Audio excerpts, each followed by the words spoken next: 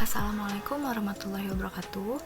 Nama saya Tri Oktaviani dari Program Studi Pendidikan Bahasa Inggris Universitas Pancasakti Bekasi. Video ini dibuat untuk memenuhi tugas UTS untuk mata kuliah Intermediate Grammar dengan dosen Bapak Burhanuddin MPD.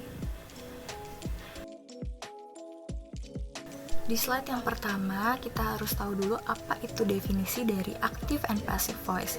Yang pertama ada definisi dari passive voice, yaitu kalimat yang subjek atau pelakunya tidak melakukan aksi, melainkan yang menerima aksi. Biasanya dalam bahasa Indonesia memiliki imbuhan di atau ter, seperti tertinggal atau dipukul. Kemudian ada active voice, yaitu kalimat yang subjek atau pelakunya menggunakan kata kerja atau sedang melakukan suatu tindakan, memiliki awalan me atau ber, seperti contohnya mengajar, bermain, dan sebagainya. Next ada formula of active voice atau rumus dari active voice. Di sini ada contohnya I, it, appear. I sebagai subjek, it sebagai verb atau kata kerja, appear itu adalah objek. Untuk verb atau kata kerja adalah tindakannya, pelaku aksi itu disebut subjek, dan orang pada siapa tindakan itu dilakukan atau yang menerima tindakan tersebut disebut objek. Kemudian untuk di passive voice itu tidak jauh berbeda dengan active voice. Tak hanya mengubah kata kerja aja, passive voice ternyata memiliki rumus yang perlu diperhatikan dalam membuat sebuah kalimat. Rumus ini lebih mengutamakan grammar sehingga kita bisa menyesuaikannya dengan kondisi dan waktu yang kita alami.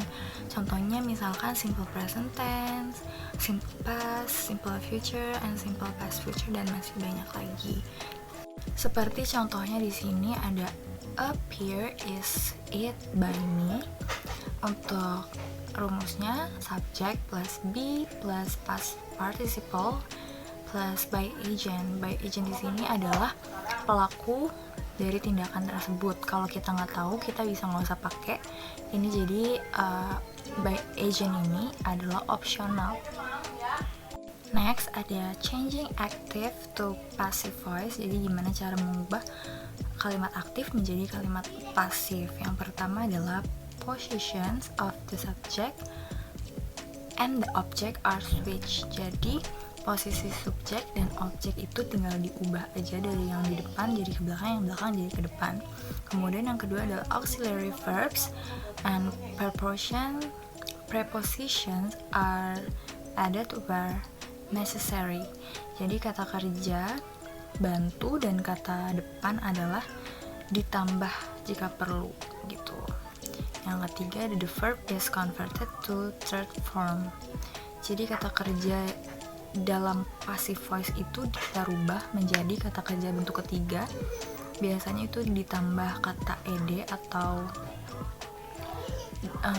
ditambah kata ed.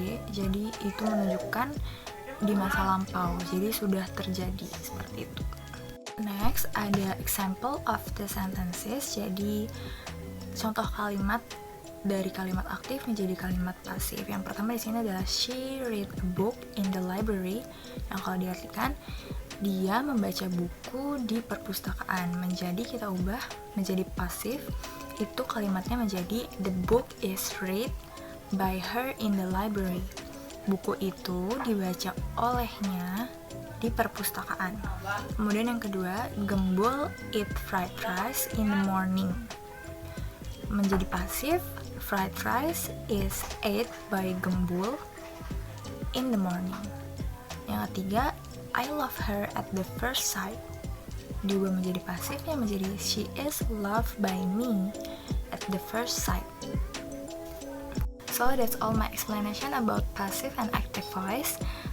Let's study together because I'm still learning. Kurang lebihnya mohon maaf. Wassalamualaikum warahmatullahi wabarakatuh.